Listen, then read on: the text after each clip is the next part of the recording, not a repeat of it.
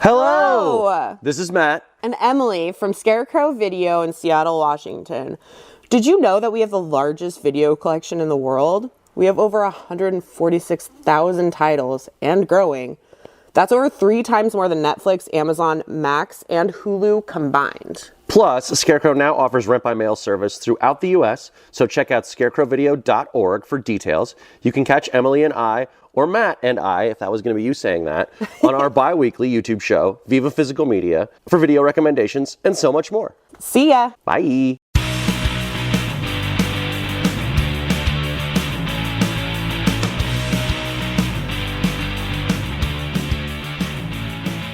Hello there, and welcome back to the Disc Connected. I'm here with Oscar Becher from Vinegar Syndrome, who is somebody that is going to be most important for what they are working on as their mission moving forward. Oscar, thank you for doing this for us. Yeah, thank you, Ryan. Thank you for having me. I'm very pumped to do this. I've liked many of the interviews that I've seen, so I'm excited to be a small part of the trajectory of your entire the entire disconnected world. So I appreciate that. This is kind of a full circle moment for me, because a lot of what I try to push for is an emphasis on why archiving is so important. And I think before we get into some of the nuts and bolts of this, some of the most important things that we can do is literally to define that. So for you, what does archiving mean? Yeah. So that's a very, very good question. I must say there are a lot of I'm like a small part of an enormous field. There are many people who I think would be more apt, more perfect to talk about this. For me, archiving is a mixture of film conservation, preservation, and access. So film conservation, protecting those original materials, making sure the most closest to the actual in-camera negative or positive, if it was shot in reversal, is protected. Preservation is making sure that enough copies were made so that it can be disseminated and kept alive for future generations. Things get lost if you only have a few copies. Right. And then on top of that, the access thing, like providing the best quality actual copies of these materials. So basically, our mission statement is basically sending things out to everybody else who likes watching our movies on Blu-ray, DVD, everything like that. So for the last 10 years, that's kind of been, everything is kind of funneled into that. And and then the film archive has grown out of that too. So just expanding all these different realms and connecting them all together. But this is a really good question. And archiving is just, I don't know, it's constantly changing, right? Where basically I think people who have digitally made content or are keeping their documents, that's also an archive in and of itself too. It's not like completely relegated to a physical space. You can have digital realms of archives.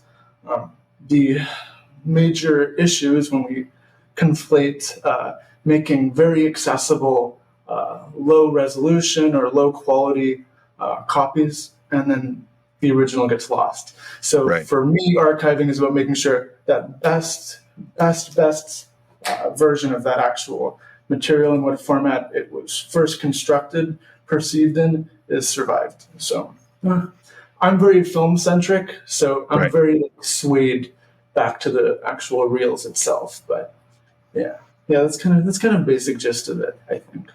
One aspect of archiving that people tend to take for granted quite often is literally that last one, which is access. And they kind of don't view that as a process. It sounds like to me, a lot of people just think, let's, shove this in a vault, and as long as it's safe, then it's archived. That's all that matters. But I mean, that access is a really big, important part for this, because if you're not even allowed to consume it in any way, what is there really a point to it for a lot of people? So this is a very good question.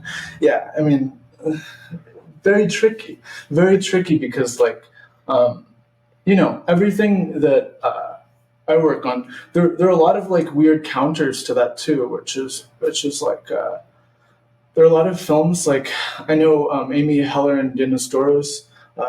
You've probably seen like in 2022 they did this Missing Movies whole like nonprofit, which is a really great initiative where basically it's to, I guess the definition is to make forms of legally accessible form, something that doesn't exist in a legally accessible form, something that may only exist on VHS or some old out-of-print Blu-ray or DVD or something like that. Those kind of become missing. You don't know where the elements are. Yep. But for us, I guess, archivists and I don't know, preservationists, the weird crux of it is like a lot of these materials we kind of have to preserve them or conserve them first, so that hopefully, I consistently think obviously access is always going to be the end goal, and making sure it stays in this zeitgeist of like us being able to view it, have conversations about it, determine whether it's good or bad. That's a little bit out of my range, but I think the biggest thing is it's tricky because I'm in this very insular world where I'm always trying to save the original materials first, either contacting the original filmmakers, seeing what they want to do with it, if they want it to go to another archive. Maybe there's a possibility of us putting it out, but there's a wide gamut of these tricky things. I think putting it on a shelf in a vault, I'd list as pretty high on my list of this is a good thing to do versus maybe putting in a storage locker, where basically ownership is a fleeting, tiny little if you miss a few payments, it's lost. It's going to go for auction. And this has happened multiple times over the course of my tenure here, where basically it's horrifying. But the good news is when crazy film people see film cans or film reels, they contact other crazy film people. But yeah, I don't know. The vaulting, I think, is a really good first step. I'll say that. Where it's I never consider it the end all, but I completely agree with you. Access is truly the most important facet of this end goal, where even if we can write about it, if researchers can have access to it, we provide access to things. If we talk about, I'll talk about things with other preservationists or film researchers, and they'll say, "Oh, how do I get a copy of that?" I'm like, "I got you. Come by the archive. I'll give you a hard drive or something." So I don't know, little things like that, but it's very insular. So I don't know. What are your thoughts? Do you think? I don't know. I'm interested in hearing an expansion. Sorry to switch it around, but. Well, one of the things that I think on this, which is very, I guess maybe a philosophical problem, is that this, at the heart of it, is really a delicate balance. Because when you have Vinegar Syndrome, when you have Severin, when you have even, somebody like Shout Factory that is doing a lot of restorations on very popular films that you would think are being taken care of properly, they're not always being taken care of properly, but they have to have a way to pay for all of this. There's not a lot of people that are sitting here just forking over millions to say, Oscar, make the world's best film archive so that we can keep all of these pieces of art alive for as long as humanity allows. We have to make money to do this. And I get that. But then that you have all of the armchair experts that are going to come out and say, well, why are we releasing this film instead of the films I love? Or why are we releasing this film that I think is a bad film, when in all reality, there are, 10 million people out there that saw this when they were in their teens and they love this movie and it's one of their favorites ever. It's such a weird juggling act of taste, of amount that you can charge people, of rights. I mean, rights is such a huge part of it. But at the end, it feels like, in a way, nobody wins, no matter what you do. Yeah. I mean, even on from our perspective here, where it's I think one of the most recent examples of a situation like this, where it's I think very recently, Fatal Games. Fatal Games was one of these really sought after titles everybody wanted to release. Right. And then we finally found preprint material for it. I believe it's from France. I think France. But basically, it was a dupe neg. And the truth of the matter is, great fucking movie. I love seeing impalements. Right. Impalement is always much appreciated in my book, especially done well. especially by Javelin. Yeah. Yeah. So, like, but I think, it's all about elements too, where it's like, for some reason, someone wasn't caring for the original materials. We had to get like the closest element to that original, and like ended up just the picture quality is like miles better probably than like pulling from like a print. But still, like, there's a little bit of dupiness. You can see a little bit of like the actual texture of the film, which I think is a positive too, because as an educational facet, you get to Right. see a really cool film, best it's ever going to look. You know, you're never going to see it any better than this. Really great movie, very cool movie, but you're also seeing the limitations of, I don't know, film collectorship, I guess, where you can keep the best thing that you can possibly have, and you can only pull so much out of it. But I highly recommend that release because I think it's very educational. Sometimes a little sad. There's sad parts of this kind of thing too, where it's like, I wish someone had kept the Right. it was a long time ago, but yeah, I'm not sure. But yeah, I don't know. It's definitely a balancing act. I agree with you, and I don't know. There's so many things that I wish we could put out, and we're trying to figure out avenues of actually putting them out. But it's going to be a long time before. Number one, it's like elements first. If we have a print of something, which is the coolest thing that anybody's ever thought of ever, that's just again putting it on the shelves, putting it in our database, having Lindsay go through the entire process of like scanning documents related to that and applying metadata and all the great work that they do. But basically, that's like a first step. The second step, rights, is such an enormous hurdle. A lot of these fucking movies, which Right. I'm like, and I think archives are also dealing with that, which is kind of why a great portion of nonprofits have this enormous focus on silent film. A lot of these movies are public domain, and that allows them to kind of bypass that second stage, which is so infuriating to anybody who's a professional in this field. You know, you can go pretty much from vault to preservation, which is like, I don't know, that's kind of the end goal. We're kind of, by going through 70s and 80s, it gets a little tricky, you know? So, I don't know. Yeah, no, so, yeah, it's a very complicated issue. So I'm glad we brought that up. Yeah, I'm not just shelving things forever. Bring it all. We're gonna bring it all eventually. Yeah. Or Speaking of complicated, can you tell us why this was so complicated? Because, well, I just got shivers. Yeah, I got what's it called? Like goosebumps. Yeah, that. Yeah, sorry, I didn't mean to interrupt. This is a Herculean task here, and I've been a little, what's the best way to say this? Dismayed at some of the reactions to this box set online, and there's been so many things leading up to this moment. Vinegar Syndrome giving their mission on, wearing it on their sleeve, literally for a decade, and then they had a year where a lot of the films they put out were super mainstream, very popular compared to what they'd done previously. And then that roped some people in, and then they see something like this and they go, oh, well, what is this shit? Everybody watches one film of this and then they put it back on their shelf or they sell it. And it's like, okay, cool, but also this is a giant deal and something that doesn't ever happen. Yeah. I mean, yeah, I've really been very, very proud of this. I think, there's so many people at this company who've had an enormous amount of work on this particular project, and then that's why it's such a perfect Vinegar Syndrome release. I think, it's in terms of locating elements. It's like people like Bob Murawski or Sean Savage at the Academy, or Snelson at Library of Congress.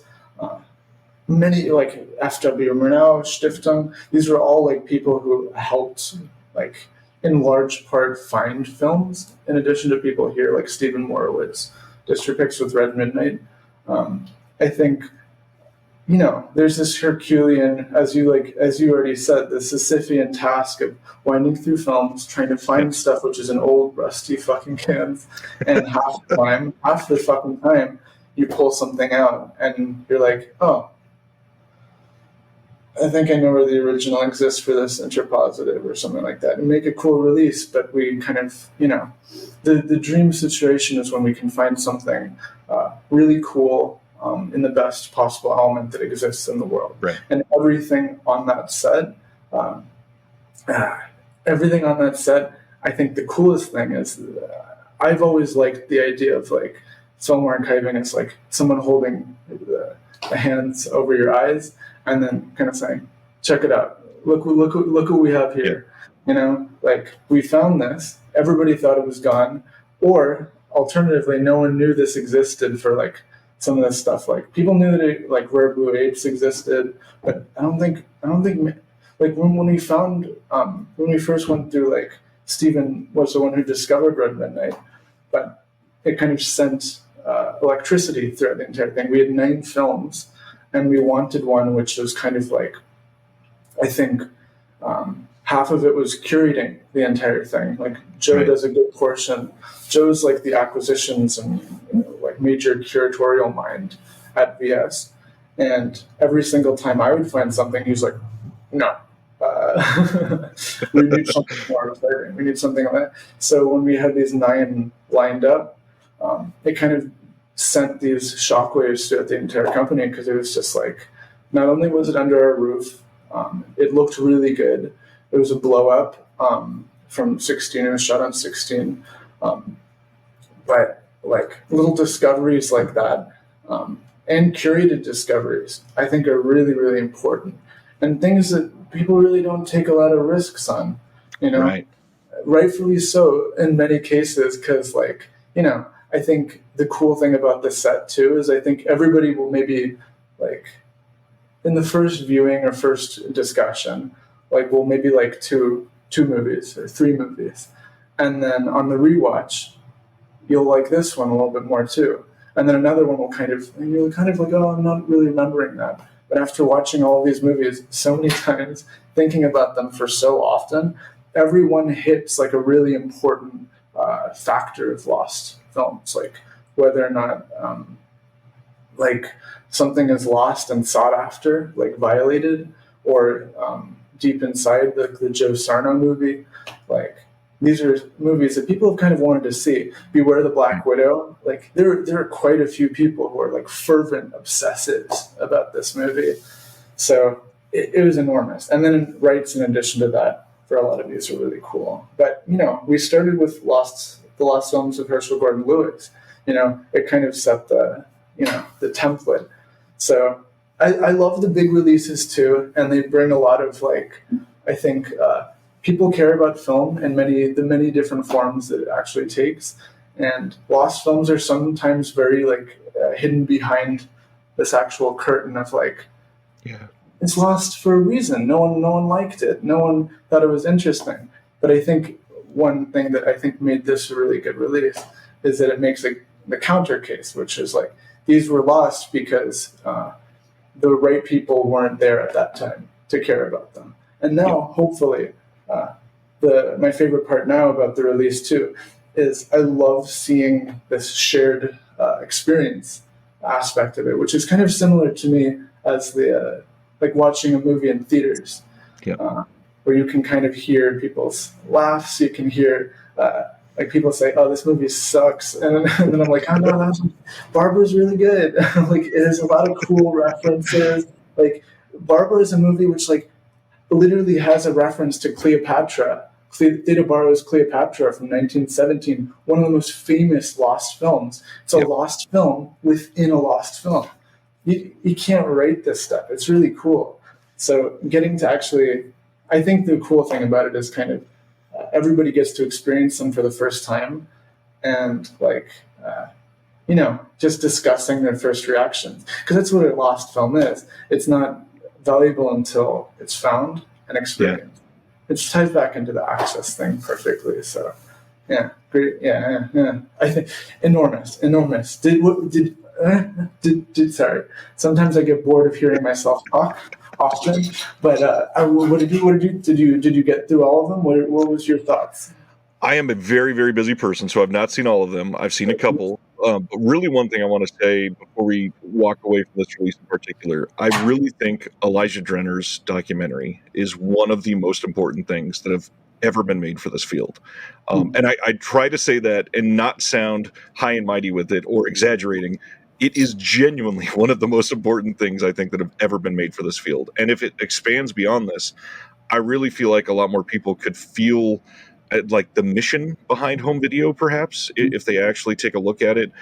How'd you feel about the documentary? Anything you feel like it's missing? Anything you want to sing praises about it?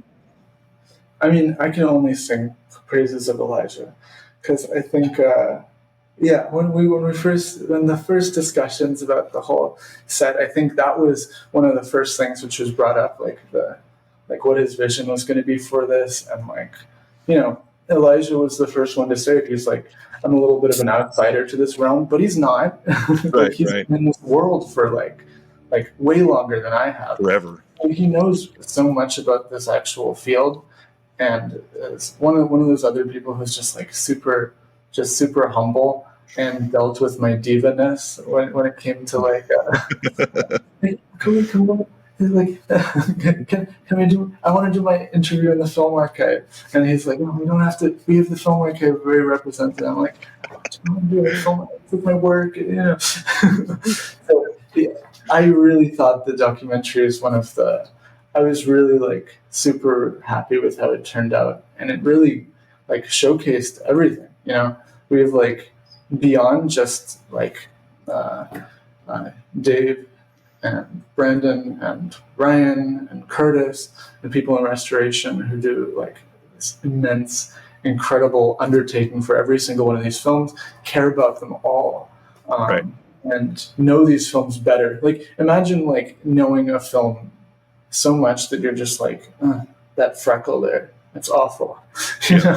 They know it so fucking well. But in addition to that, the people who work in shipping, like Jenny and Eric and all these people being represented too, that's an enormous part of distribution too, where these are people, and every single one of those people as well. I think that was one of my favorite of his additions to this, where you'd think that this is just about the people who are touching the film. No, it's literally about the people who are they're all film experts down there. Right. If you have a conversation with any of them who are trying to get everybody their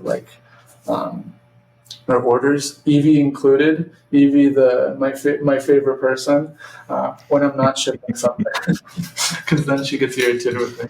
But basically, those are the people who make sure that final end goal is reached, that final access. It's like the access arm of VS.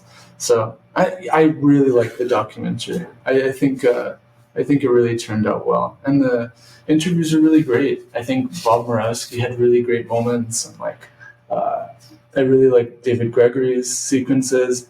And I did the interview with Joe and Ryan, the owners of VS, which was that was my idea, where I basically just there's some funny outtakes because I wrote all the questions on my arm, and I showed it to the camera. So that was really cool seeing them on screen together, because they're, to me, and Ralph is the other owner, where basically all these people come together to kind of make a really crazy thing happen, where every single film restoration is such an undertaking, but imagine doing 10 of things that no one, after they come out, everyone's going to be like, the movie sucked.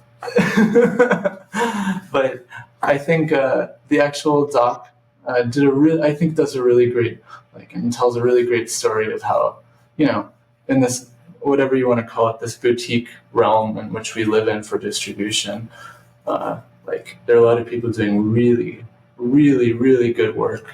And once again, not just VS, it's so many different people. There's so many. I hope they keep doing this, and I hope they keep taking risks.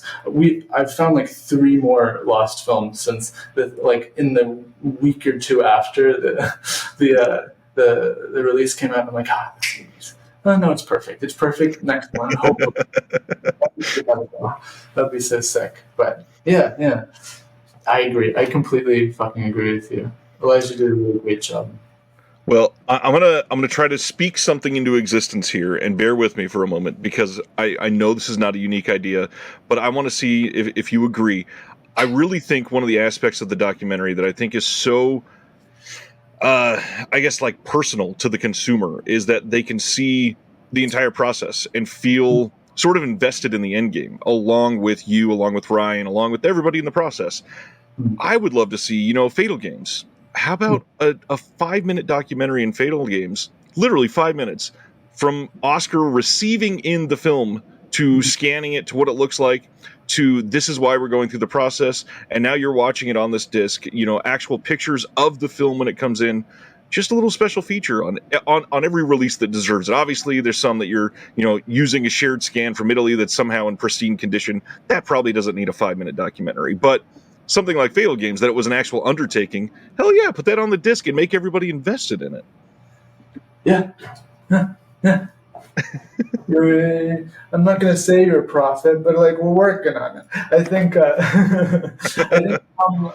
I think come January there'll be something which will kind of like, where this is.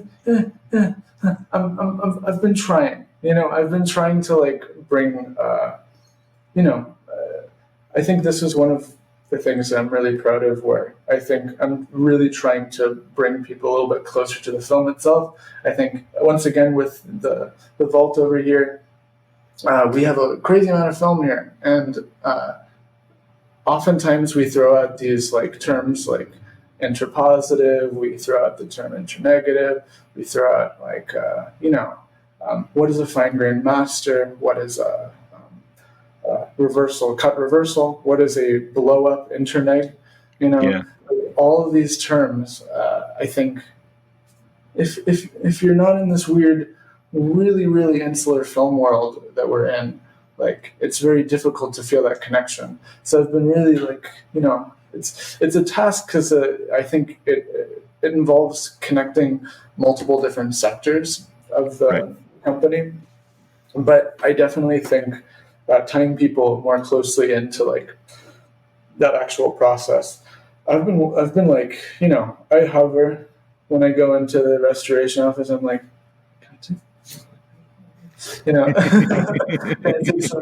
some video for possibly a future thing when they're working on something. But I think I'm 100% in agreement, and this is something which is absolutely being worked on. I want people to feel really connected to the stories behind the films. I think that's what brought me into film history. It was like documentaries about how difficult it was to restore a film which was warped or water damaged or like partially lost because of a fire. They had to pull from multiple sources.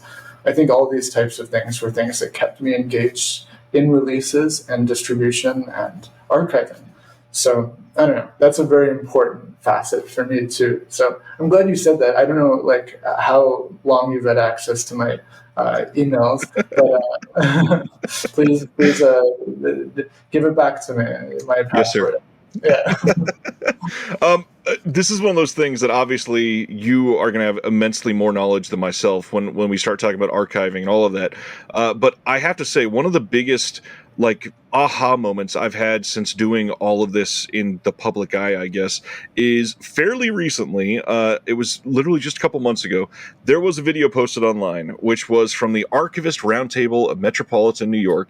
And you are giving a full-blown presentation on a lot of behind the scenes, how this works. And it's fair warning to everybody, if you're going to click on the link that I'm putting in the description below, very technical. But if you're nerdy like me, oh my God, was this like one of those brain bursting moments of, okay, so there's so many terms in this that I've heard for years with home video and thought that I knew, but it's just skewed ever so slightly. I really think this presentation you did is one of, by far, like the best things just for people to grasp what goes into this, that people should just consume as a resource. Anything from that process or that presentation that you want to highlight specifically? First of all, thank you. That's really nice. I feel like we're trying to do more of this, and I think it's like really worth noting that the film archive is largely run by not just me. It's also Lindsay, who's our digital asset manager, who's like an enormously knowledgeable, like one of a kind individual who's super knowledgeable about like adult film, did her like master's thesis in pornographic material, and manages their database and backs up everything to multiple copies in the best possible digital methodologies and stuff like that. So, you know, beyond that, thank you again for saying that. I feel like we definitely should do more of that kind of stuff. Thank you for the plug. Some of the things which I think were brought up are, I think we have like, you know, I think some of the more important things which I think can be gleaned from that are some of the terminologies between like restoration sources, possibly for like materials, you know, the best case scenarios, and you know, the worst case scenarios. Because I think a lot of our releases that are in our heads, like we want to see this on Blu-ray, and the truth of the matter is the source material that exists is so below quality that we're probably never going to see a UHD of something. Right. That if only a print exists, or if you know, worst case scenario, a lot of like a work print is a very low quality restoration material. But yeah, certain things like if you ever see a release that has not even going into the digital realm, which is much more Lindsay's area. If you see something which has original materials on it, make sure you, like, I don't know, ask throw out a question to the distributor, because original materials is a very big vaguism. Ask if they're using the original camera negative. Ask if they're using the original reversal positive. You know, if there's actually, if it's a cut element, it's pretty close to the original, maybe the best that actually exists. But there are a lot of intermediate formats, which also gets really complicated, where basically like internegative, you'd think, I mean, the question is like, everybody thinks that the moment you hear negative, that's better than yeah, it's good to go. But the truth of the matter is, an internegative is a lower generation element than an interpositive. But it's very counter to what one would think. Right. But an interpositive is a pretty fucking good element for making a UHD from. I mean, ideally, you'd want to, like, you can do so much more with the OCN in terms of like sharpness and clarity. But like an interpositive is a great source. But you'll very rarely see something which is like a UHD from an internegative.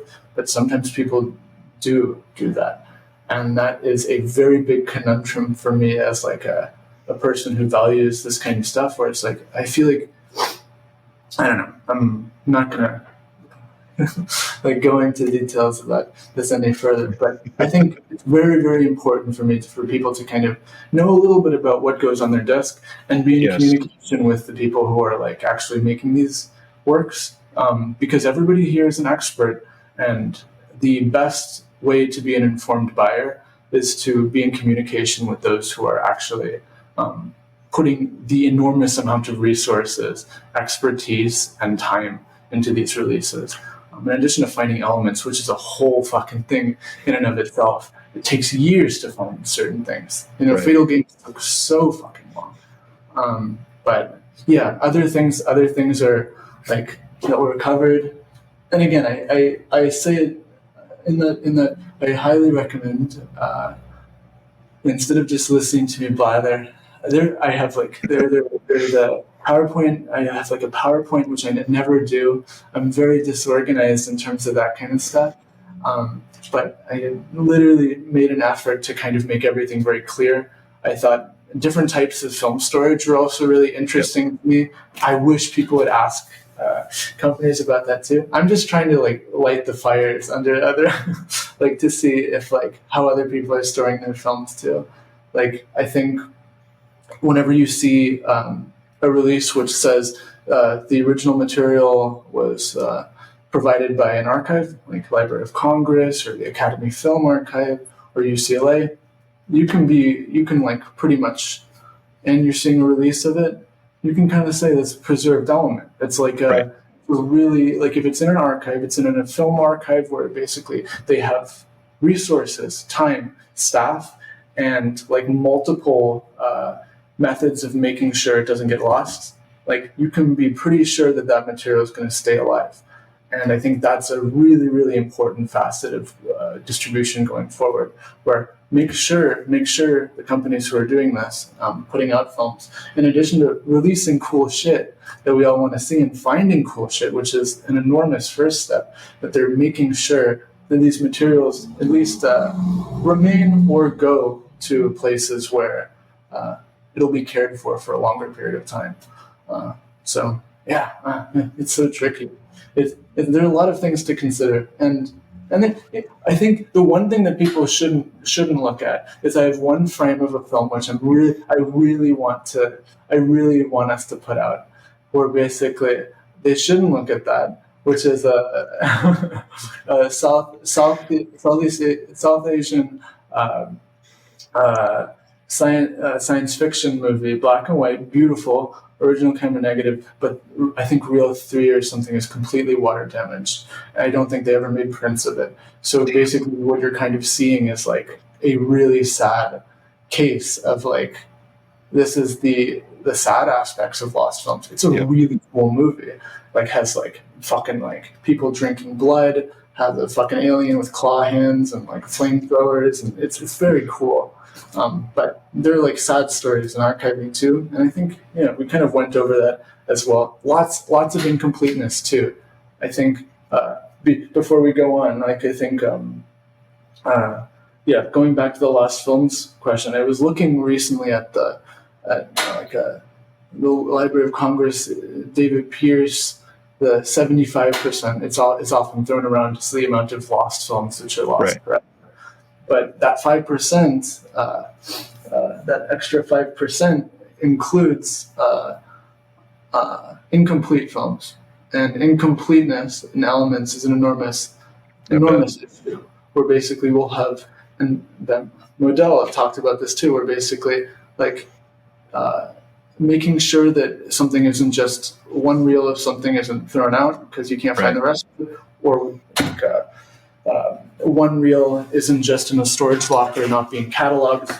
If it's in an archive or it's in a place where people have a dedicated catalog and a staff, like me and Lindsay, who are like able to kind of like provide a little insight into what our collection is, make sure that make sure you're supporting the companies who are really trying to put an effort into working with film archives and film professionals, so that everything in the end, like, that is incomplete as well, can actually be married, recombined, and put out for release, like Underpaint did. But I thank you for the plug again. Much appreciated. I mean, honestly, not even meant as a plug. This was one of those things that when you watch it, I felt like I was like snooping in on a secret meeting that I wasn't allowed to, and there was so much information that felt like I should be paying for it. It's that type of like educational experience that you get an actual like gained, not just interest. I don't even know the right way to say this, but like. There's a personal investment that if you watch this and you already were even remotely attached to the idea of Film Archive or being interested in that side, you immediately go, well, holy shit, now I have a mission.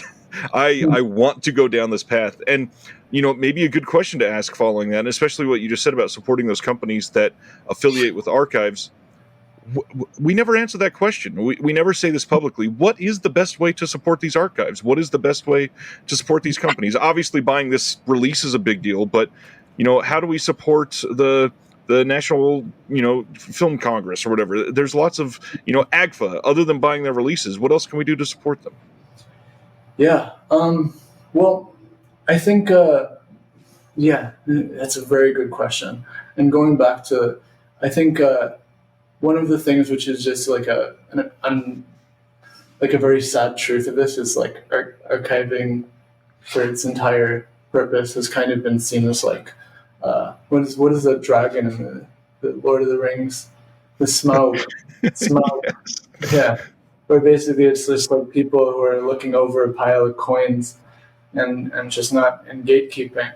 Yeah. But an archivist are not like that at all. Every single one of us wants these. We care about these films, and oftentimes sometimes archivists are the only people who care about a certain title, a certain thing which doesn't exist anywhere else. You know, in addition to what we do too, like a lot of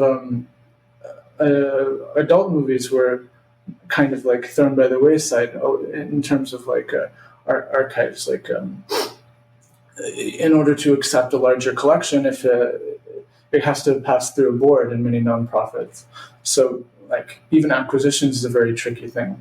So that kind of definitely functions in our like what we get, because we have a very good connection with these archives. But supporting those releases, which obviously you already said, and honestly, just like getting connected with events that they do, trying to, like, I know everybody has like a limited pool of resources, but if a lot of these like institutions will do cool repertory screenings. If you see something that comes from an actual a print or restoration that comes from an actual film archive, or you know that this film archive has a preservation, a digitized version of something, like ask to screen it. Everybody can be a curator. Everybody can be a programmer. Contact your local theater. And obviously there's going to be costs involved in that, but it's costs which literally go towards paying staff. They literally go for conserving more materials, preserving more materials. Nothing here falls by the wayside. If it doesn't help us in this generation, it'll help future generations in 100 years when, like, who knows how much of this material will have decayed by then. So I don't know. It's a very good question. Every institution is different. UCLA Academy, they have very good, George Eastman Museum and Library of Congress, very, very good like theaters, like where basically they consistently try to show in the original format or as close to the original format. Try to see things on film as much as humanly possible, especially if it's like, if you talk to the programmer, say if it's a really good print or if it's a preservation print that was made for the purposes of exhibition. That's something which like advocates for archiving as well. I'm wearing my shirt today, which is my picture show. Go support like events and these kinds of things where you can like literally provide like resources to these institutions. These things take a really large amount of time, resources, cost, personal investment. And overall, the one true unlimited resource, which is like enthusiasm for film, where basically a lot of these people care about films that they want to talk about forever, you know? So if you go to these types of institutions, you can meet professionals who have been working to make sure these films are alive, and hopefully you can find a little tidbit of the actual film history that kind of ties you into the larger scape of film distribution, archiving, preservation. Because literally, and everybody can do this if they have the right mentality and mindset. It's just about making sure that we support the work that we really care about. You know, even if it's kind of a little bit outside of our, a lot of this work goes unnoticed because it's literally in a vault. In order to make sure the film material is safe, we have to keep it away from large swaths of people and the outside world, you know? So yeah, it's very tricky to like marry that balance, but support your local archives too. There are a lot of very small regional archives across America and the world who like literally they do fundraisers and stuff like that. Support them. They're saving home movies of like people from the 1930s, people from the 1940s. You'd never ever be able to see such beautiful if you know like Kodachrome film, they're beautiful like little insights into worlds which you've never even imagined being possible. And if you see something like that, I don't know, everybody can be connected to this. It's just about like which aspects of it like people find the most interesting, I suppose. But yeah, that's a really good question. For us, I guess, and for us, largely enough. I think I started with talking about. Sorry to ramble so much. No, it's good. It's all good info. But thanks. But like sorry, I'm bad at compliments. Hello, this is Chris Haskell from They Live by Film. For those that don't know us, Adam, Zach, and I, we built a podcast over the last 2 years that's a combination of film discussion from 3 very different perspectives, as well as industry interviews with the leaders in boutique Blu-ray and 4K community. We started with Dev Crocodile, but over time we've been lucky enough to speak with Arrow Video, Severin, Mondo Macabro, Vinegar Syndrome, Radiance, Indicator, most of the OCN partner labels. It's been a blast. You can find us wherever you podcast, and also actually recently as part of Someone's Favorite Production Podcast Network. We hope to see you online. I think a big thing for us is like support the also get into the sex film titles, like the adult stuff too is really, really cool. And those are films which like I don't give him many compliments because I think he can be a very difficult person, but Joe is truly the world's expert in sex films and pornographic media. He hates that term. And everything which is in our archive, like that's something that Joe is literally the expert in. He knows more about it than anybody else. And a good way of supporting us as an institution is kind of getting involved in the history of like censored cinema too, where basically all film was not always created equal. There are different exhibition methodologies.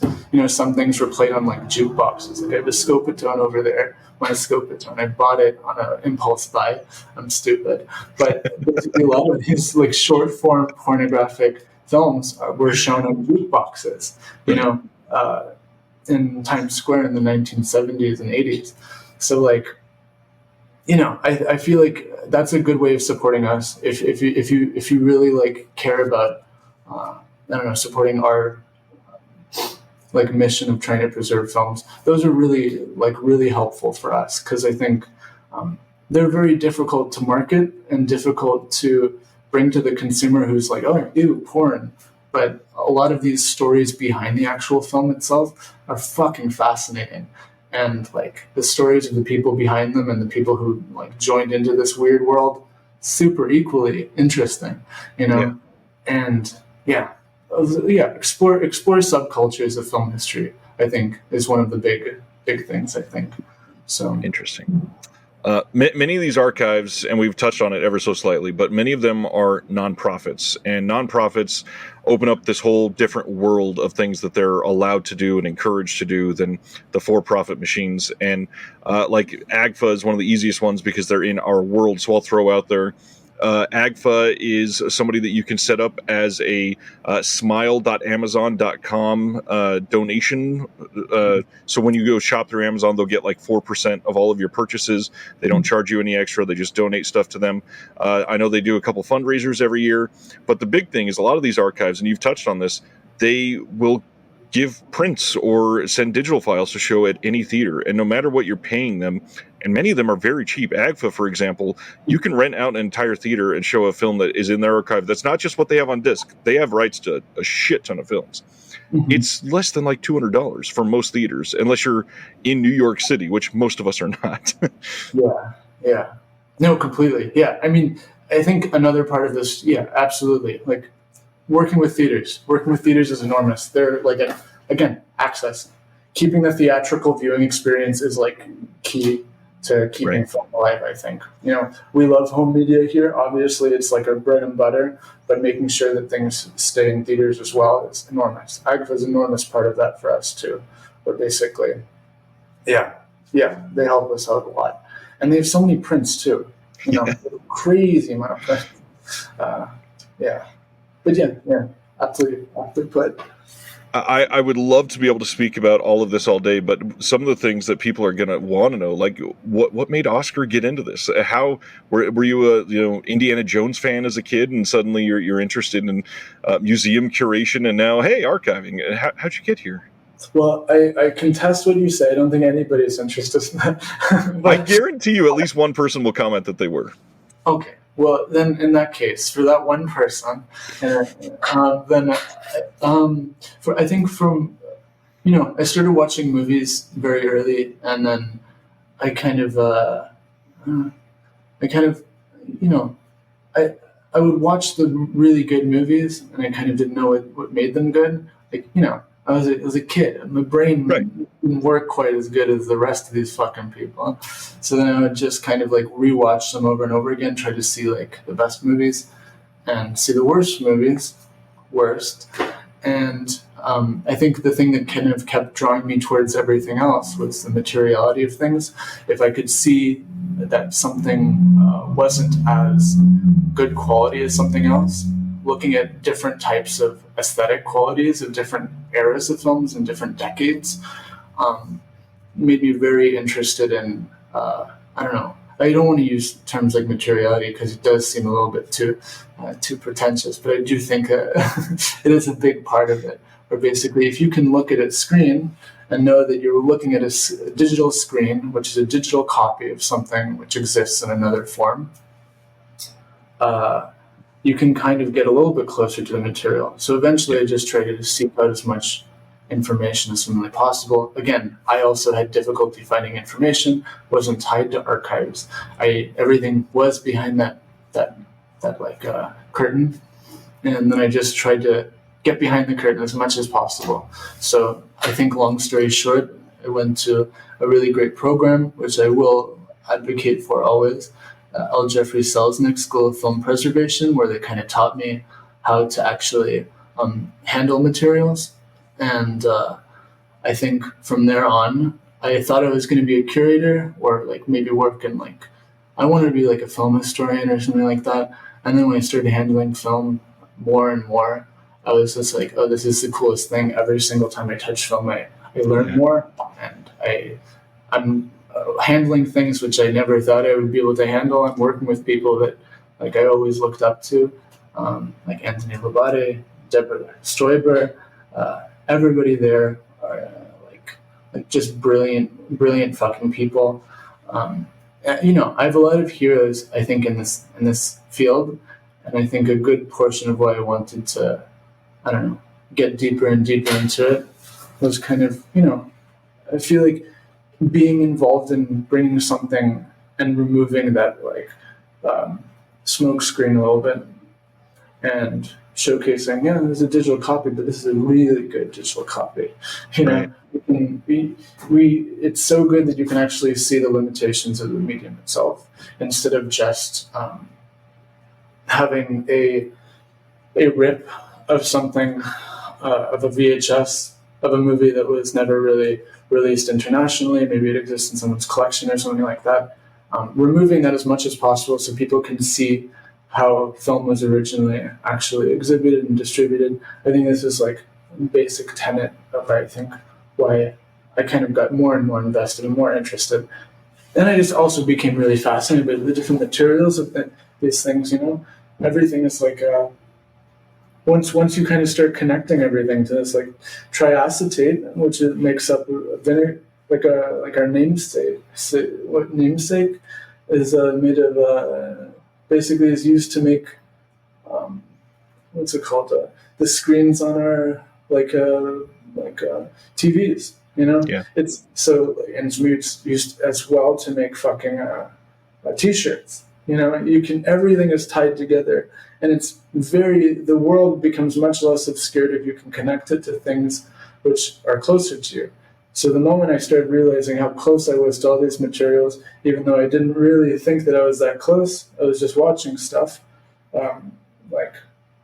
Thankfully, no t-shirts are made of nitrocellulose, but still, the moment you kind of realize how close all this material is to the actual just film obsessive person like I am, then Right. that kind of draws you in more and more to, I think, this kind of thing. So yeah, I don't know, but everybody gets into it through different realms.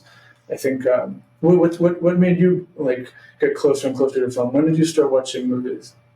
Later than most, mostly near the end of my like teenage years, I got close with a lot of bands. I was in the music scene for a little while. I was hosting people. I had a little tiny house that I was renting in the middle of the desert, and bands needed a place to stay because we lived in the middle of nowhere, and so they'd be driving in between shows, and they'd have hours to go, and it's super dangerous where I was living. I lived in California, about halfway between Vegas and LA, and so everywhere around there, there's bands that pass through there because it's some of the hottest places to play. But you're going through hours and hours of nothingness on the highway. So if they play a tiny show, I'd be like, hey, if you need a place to stay. And they're like, hell yeah. And so they'd stay there and they'd be like, hey, you ever seen this movie? And because it was such a small town, all we had was all the super mainstream titles. And they'd be like, did you ever see Evil Dead 2? I'm like, is there an Evil Dead 1? What's that? And so, yeah, I learned a lot back then and just exploded. It was an interesting growing time. And there's still tons of big stuff that I've never seen. So I'm still learning. Me too. I think, yeah. I think, yeah. And this is like, there are many things that I don't know anything about. There are things that I make mistakes on, like very tiny little mistakes that like, because I'm just riffing or something like that. Where basically I'm learning things constantly where I'm just like, or I say something incorrectly because I'm not, I'm like a professional in the field, but I'm not like a professional, I'm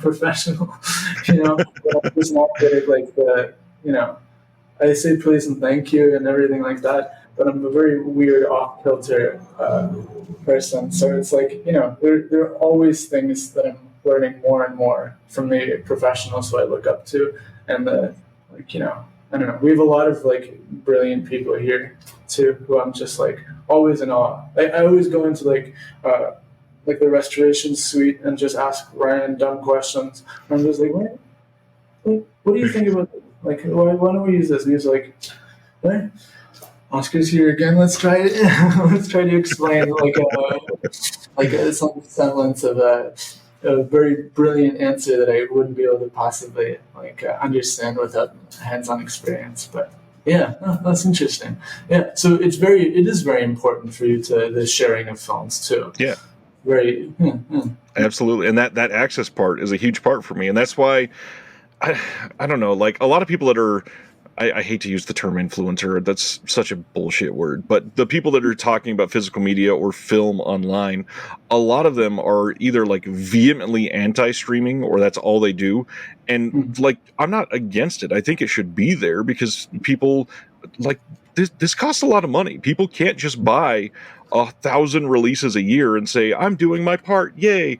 They need to be able to have Tubi for free to be able to see some of these movies. Or the biggest thing, supporting local libraries who are still getting physical media in and offering DVDs for free for a lot of families that are low income. I mean, that's a huge resource in our cities. Oh, yeah. Dude, yeah, props to librarians. Yeah. I mean, like my growth into like the weird film mutant that I'm today has like without a doubt couldn't be possible without like a public library. I grew up in Florida, yes. And like the enormous DVD collection that they had of things that I couldn't get access to anywhere else, like was insane. And I ended up meeting the librarian one day, and I was like, who picks the movie? And she's like, I pick one movie. And I'm like, you do a really good job. And she's like, thank you. And that was the extent of our conversation. But I was just like, oh, this is a cool curator. This person has this. Like a lot of this stuff, which I just couldn't find anywhere else. But also, like, so many things that are so difficult to find, even on like out of print stuff. Yeah. Like, try to get connections to people. I would like kind of like people who had university connections. I would like say, hey, could you take out this movie? I think they have a copy of this, and you just have to ask them, and I'll give it back. And then I like the price. What is it called? If you hold it for too long, they'll be like they'll like give it back to me within like 2 days, and I'm like, okay. So yeah, I agree. Streaming is very important, and I think especially to us who are like, I don't know, access minded and really care about the importance of making sure that films stay a constant topic of discussion. If you just talk about something which is not accessible to the wide wider audience, even at like a click. If you can click through something, even if it's not the best copy, I do think that it is very, very important. And like these are repositories. These are repositories for film, and distribution is a very complicated, very like ever expanding realm. You know, and you know these are not film distribution. Film streaming companies are not archives. YouTube, not necessarily, not an archive. Netflix, not an archive. They may build up an archive one day, which I think we should do. But like, you know, I think it's a careful balance where I think it's really important to make sure that we support the companies who are trying to give us indefinite access to things that we care about and the types of programming and types of materials that we care about. But also supporting the streaming companies for like putting exploitation and like low budget horror on their sites too. Yeah, Tubi does a great job. You know, Shudder, like all these things. I shouldn't plug them too much because but yeah. But nonetheless, I think like advocating for programming is also really important for sure. Well, and that's maybe a counterpoint to streaming. I think one of the things that we've lost in this realm is which these home video labels still kind of technically have. We don't have that long-haired hippie at the video store anymore saying, "Hey kid, you like that one? You'll like these 5 or something." So it's the algorithms aren't quite the same thing. But when you have David Gregory going, "I want to put as many video nasties as I can out just so everybody can see them," or Joe Rubin, shouting for sex films, or people at any of these other companies going, "I watched this when I was 11 and nobody else in the world has seen it, so I want to show you and just share this love with the world." That's the kind of thing that's making these just exciting to be a part of. Yeah, definitely. I think like both of those are very good examples. I think definitely listen to either of them, and especially support these ambitious sets. The Manuel set, the Severin did very cool shit. Like these enormous sets take an enormous amount of work, and sifting through like so many different like types of elements. But I think a good thing about those kinds of sets is that they start element first too. Like we definitely start very much element up. If we find 4 cool things, we're like, what if we put them together and we find the other 3? It's a whole connecting jigsaw puzzle where it's like, I don't know. I think that type of curation is really interesting to me. I was once talking to Rob. I was in a car with Rob Stone at the library. Rob Stone of the Library of Congress. He's the curator for it, and I didn't exactly know his title yet. But I was also with 2 other archivists who were George Wallman and John Snelson, and I started raging against curators because I'm just like, put anything without any care about the elements. And then I think eventually he was like, yeah, true. Yeah. And then later on, I was just like, when he was like, yeah, what as a curator, I'm like, oh fuck, no, I didn't mean you. But like, also advocate for curators who care about the film materials like him, and building up these sets, like especially if they're people who like actually care about finding stuff and preserving stuff which you've never seen or would never think being possible on like an actual release. That's really, really big. These box sets are really like expensive to make and take so much time. And I think a lot of the self-sacrifice that goes into them from these curators into finding elements, emailing constant people, calling people who don't respond, and then finding their Facebook or finding their fucking like whatever. Yeah. Like that's an enormous amount of personal like value expense that I think always goes into these enormous releases. So yeah, support people who do these big things. Like support any releases, obviously, even if it's streaming or whatever. But like definitely advocate for people who try to find new cool stuff and the best possible materials. So yeah, no, that's a good point. Yeah. Final question to really try to bring this in for a landing here. one thing I'm always interested in some of these fields, and it's especially true for this one because this is kind of an ancient field. It's not like we're creating new types of film and nowadays. We're not, branching off into ways to make nitrate work better for people in 2023. Are there emerging technologies in archiving and what you're doing? Are people still working to advance that? Because, a lot of this we just sort of know through like advanced aging tests that it's probably going to be here for a good 30, 40 years. But after that, it's kind of a crapshoot. But are there studies and science actually being put into emerging technologies?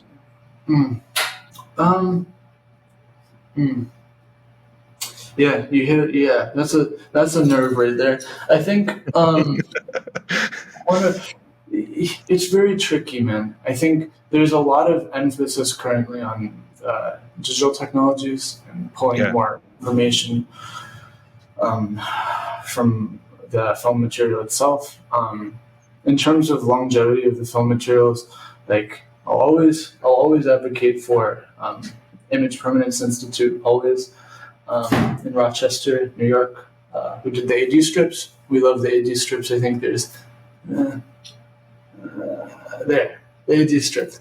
But basically, how we test the actual acidity levels and decomposition levels of the actual materials. They do really great work.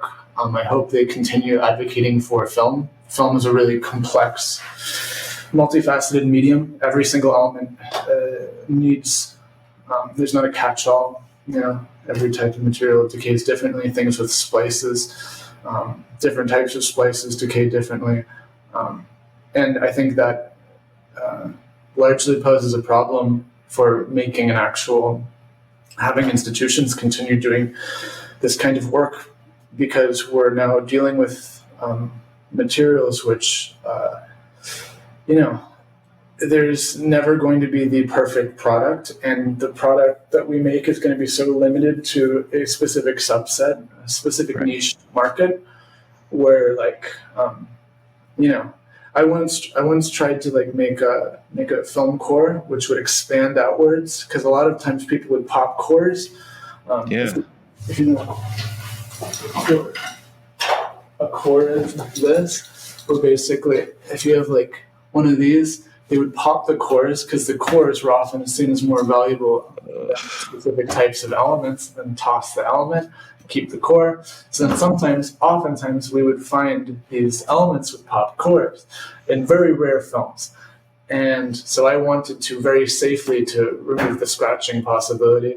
I made an expanding core with my brother, who's a very experienced and brilliant engineer, and I think throughout the entire process, I think everybody just clowned on us. We were like, "Great job! Who are we going to market this to?" like 10 archives in the America. But so I think there's a very small market. I think a lot of the finds. One of my main hobbies is I look at a lot of the really useful studies and work and progress is actually done in other fields. So in medicine, plastics are really important. The actual, we're kind of in this really unique realm where basically industry is very much providing a great amount of resources into keeping materials alive, material longevity. So certain things which are known as warpage in our field, and in the field of plastics is called creep, and I think looking up little types of alternate fields, little scientific studies about how to keep things alive for longer and keep things from actually wearing the effects of time on them. That's very helpful, but sometimes you have to pull from other sources. I know someone reached out to us recently where he was, I think he's working with NYU. He's from NYU, but basically he found that a lot of mosquito netting was starting to smell like vinegar. And these are low budget mosquito nettings which were sent to Africa to keep malaria down. And he basically started looking up vinegar and the type of film or type of plastic. It's triacetate. So they used a very low budget plastic, and then suddenly these materials are off-gassing the same as film. You find like weird connections to larger fields. So just from that, that's like they could pull from research that IPI did, like Kodak did, all these other film companies, and try to determine what if there is a way of like saving these materials, or do they just have to go to a more like synthetic plastic instead of a semi-synthetic plastic? So it's very tricky. A lot of the resources are going into digitization, and I don't know. It's very, very tricky, very sad. But I feel like if you know where to look, and you know what materials you're dealing with, and care about like the very intricacies of like, I don't know, we're just dealing with plastics here. If you look into plastic science, it's one of the most well-funded, well-researched fields in the history of science and like material sciences. So there's places to look, and there are people who are doing good work. So, I mean, a lot of the plastic people, good work. But the people who are interested in the film stuff, they're doing good work. I'll read whatever is of interest to me. If it's about triacetate or polyester or how adhesives break down over time. But yeah, that's a good question. I don't want to. It's such a sad way to end the conversation. Where I'm just, you got to look at other fucking fields largely to get interesting results. But I guess it's the truth of the whole thing, I guess. Well, then I'll do one more speaking out into existence, the same way that you alluded to earlier. I would love to see some of these companies be much more transparent, not just like on the back of their cases, but when you're announcing these films, tell us the format, tell us where it came from, tell us when it was done, and tell us where you're storing these films, what you're doing to actually advocate for archival of film. I think that's a good call out, a good way for us to press the industry in a different direction for 2024 and see what we can do to improve. I love it. I fully support. Yeah, I'll definitely do my part to make as much transparency as like a bigger part of our mission. I mean, we're really trying here to make sure that people like know what we're doing, because I think a lot of this is we're dealing with stories here, and there are a lot of stories behind every single element. And sometimes if there's that weird moment where you're talking about how difficult it is to, like Curtis does the conforming for like a B-roll. It's a really complicated process. I feel like a whole documentary could just be done on how time consuming like his work is, and how much thankless work that he does. People just think it's like scanning something. No, like Brandon who does the scanning, like brilliant person, I'll always say it, but like a lot of things need to be scanned, and then the post is enormous. So more transparency is always big, and I'll make sure that we're always going to be as clear as humanly possible. And I think challenging everybody else. Once again, make sure you keep the people who are producing and releasing these films from like obscuring too much. Ask questions. Yep. If you care about preservation, you care about making sure that we're doing the best possible job humanly possible. Make sure we're finding the best elements. Make sure we're like treating the actual film rights owners correctly. There was such a long period of time too where like people would just rip people's work, take people's work, like, or even cutting out copyright notices was an enormous fucking like facet of this, like the industry, the industry of film distribution. Make sure that the people that you're supporting are caring about both people who made the films and the films itself. I think if that can really take away from this, I think that's a good one. So thank you for bringing that up. Absolutely. Thank you for all that you do. I'm sure that it's not shared with you enough. The amount of work that people have put into these films that you're doing your job to save is immensely important throughout history and time. And it's depressing to think about how many that we've already lost, but it's also inspiring to think about how many just you personally can save. So thank you for what you're doing. Yeah, and thank you as well. Because I think you also do a really great job of informing the actual viewing public, and you raise people to a platform who are like, really, really doing really, really good work. I was perusing a lot of the interviews yesterday. I was kind of blown away by the wide gamut. It's not just horror. It's not just exploitation. You obviously care about film. So thank you for what you do. I very, very much appreciate it. So Thanks, Oscar. Hopefully we can do this again. yeah, absolutely. Just let me know and I'll ramble. I always like to ramble about plastics. Yeah. If you're looking for more horror outside of the mainstream, look no further than Unsung Horrors, a podcast about underseen horror movies. I'm Lance. And I'm Erica. Every other week, we'll cover a horror movie with fewer than 1,000 views on Letterboxd. We'll even give you double feature recommendations to pair with the movies we discuss. From gothic to shot on video, from slashers to comedies, from giallo to J-horror. We'll cover all the subgenres. So join us as we unearth these hidden gems of horror. Follow us on Instagram, Twitter, and Facebook, all at Unsung Horrors, available wherever you listen to podcasts. And part of the Someone's Favorite Productions podcast network. Thank you for listening to the Disconnected Podcast. There's one big thing that you could do to help the show, and that is to leave a rating and review on the podcast service of your choice. Thank you.